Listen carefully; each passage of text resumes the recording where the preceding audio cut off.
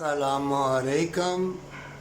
یہ جو آج کل کی نئی نسل، وہ جو بھٹکے ہوئے لوگ، حضور عمر ہو یا جوان ہو، جو کہتے ہیں ہمارے ساتھ کوئی سیکس کر رہے ہیں، کوئی بدروئے ہیں، کوئی چیزیں ہیں، اے ایمان والو، یا تو تم سیکس کرتے ہو بہت زیادہ، اس وجہ سے شیطان اس میں داخل ہو جاتا ہے، کیونکہ شہوت اللہ کو پسند ہے نکاح میں۔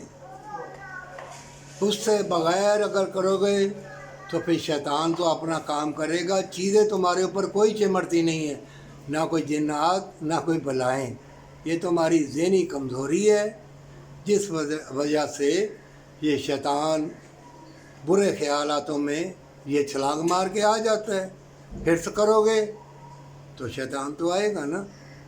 تو اس لیے نیک باتیں سوچو، القدوسو پڑھو، المالک القدوسو پڑھ لو، لا حول ولا قوت الا باللہ پڑھ لو، یہ پڑھ لیا کرو۔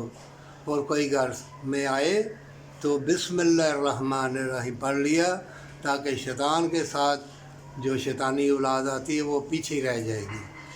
ہر وقت اللہ کو یاد رکھو، زبان کو تر رکھو اللہ کے ذکر سے، اللہ تمہیں کامیاب کرے گا۔ اور مومنوں، پیار اللہ سے مانگو، وفا اور اللہ سے تندرستی مانگنا۔